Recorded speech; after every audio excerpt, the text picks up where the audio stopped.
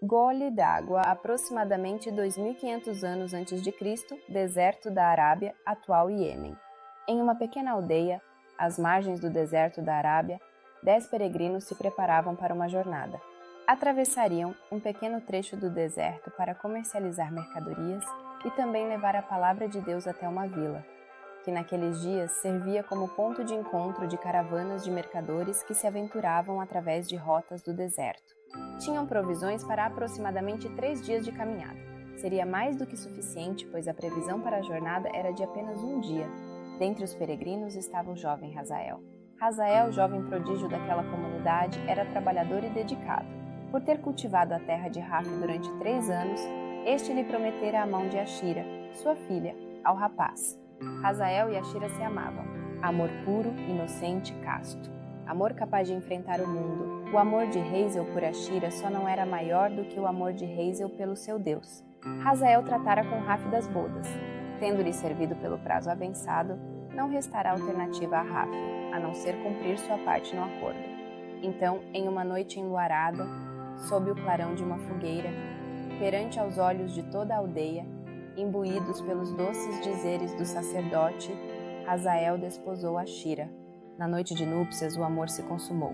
Embriagados pela paixão, deram vazão aos seus carinhos. Hazael tinha Ashira e Ashira tinha Hazael. Antes de cair no sono, deram graças por sua bem-aventurança. Com pouco mais de um mês de casado, Hazael recebeu o convite para se juntar aos 9 peregrinos na jornada. Estimulado pela nova vida e pelos ganhos que poderiam advir da viagem, a aceitou. Ashira também o entusiasmou. Hazael ficaria não mais do que uma semana longe de casa. Ele partiria com a sobra da colheita de tâmaras. Traria sal, trigo e lã para o inverno. Despediram-se com eternas juras de amor. Tomados pelo espírito dos justos e com Deus no coração, partiram ao nascer do sol. Guiaram-se pela rota das caravanas. Calcularam atingir a vila ao anoitecer. Contudo, ao entardecer, foram surpreendidos por uma tempestade de areia. Cada qual se enrolou em suas vestes. Andaram em fila indiana, um agarrado ao outro, a fim de não permitir que ninguém ficasse para trás. Andaram às escuras por certo tempo na intenção de escapar da situação. Mas a tempestade demorava a passar. Não se abateram. Seguiram o caminho. Quando a tempestade cessou, perceberam que estavam fora da rota. O pânico não se instalou. Trataram de buscar novamente a rota.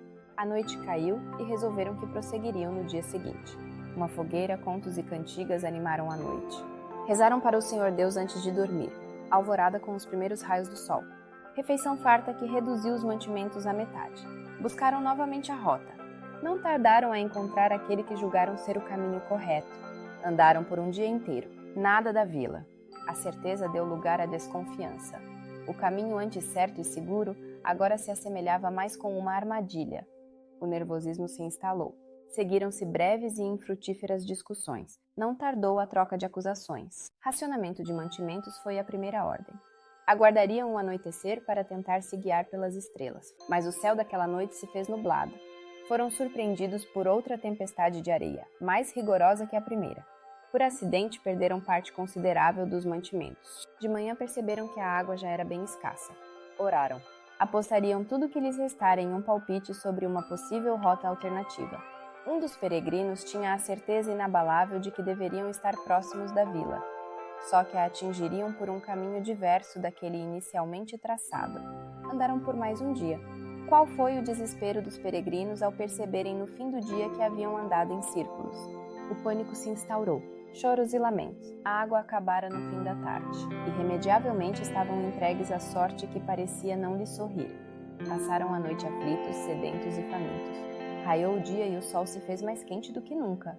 Desnorteados, arriscaram uma última caminhada, mas não tinham mais forças.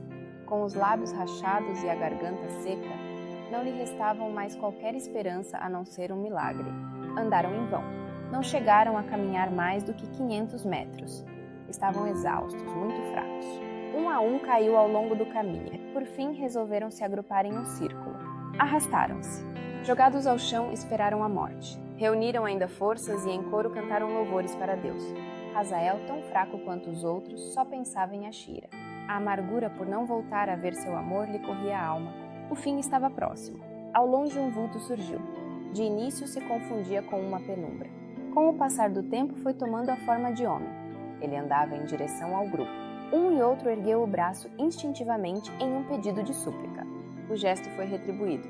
Uma sensação de euforia tomou o grupo. Sentiram-se salvos. Ele se aproximou. Vestia túnica branca com bordados em ouro. Calçava sandálias ornamentadas com pedras preciosas. Tinha a tez morena e dentes parecendo marfim. Ostentava um amistoso sorriso. Mas o mais importante, junto ao ombro, trazia uma bolsa d'água. Água, água! Clamavam os peregrinos. O estranho tirou a bolsa do ombro. Estava se preparando para derramar a água na boca sedenta de um dos peregrinos, quando foi indagado. Quem és tu, ó abençoado? O estranho, sem hesitar, respondeu: Sou o diabo. Na mesma hora, o peregrino que sorvia um gole d'água a cuspiu. O que quer de nós? Acaso não percebe a nossa situação e ainda nos vem tripudiar? Disse um dos peregrinos. Não quero nada. Só vim trazer água. Um dos peregrinos ordenou: Saia, Satanás. Não queremos nada de você. Somos homens de Deus. O diabo se ergueu. Só vim trazer água. Outro peregrino advertiu. Conhecemos todos os seus truques. Esta água custará nossas almas. Não lhes custará nada. Oferto incondicionalmente. Um outro, no fim de suas forças, balbuciou. Não rifarei minha alma a você. Morrerei em paz. Oh, meu Deus. E morreu. Derradeiramente, o diabo advertiu. Quem não beber dessa água morrerá. Partirei, deixando a bolsa aqui. Quem sabe, sem a minha presença, vocês não fiquem constrangidos em beber da água. E assim o fez. Com o diabo já ao longe, um dos peregrinos advertiu. A água está enfeitiçada. É demoníaca. Outro concluiu. Beelzebu não mede escrúpulos para nos separar do nosso Deus.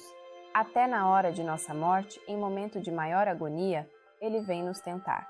Mas morreremos firmes como servos de Deus, pois as fontes do paraíso nos aguardam.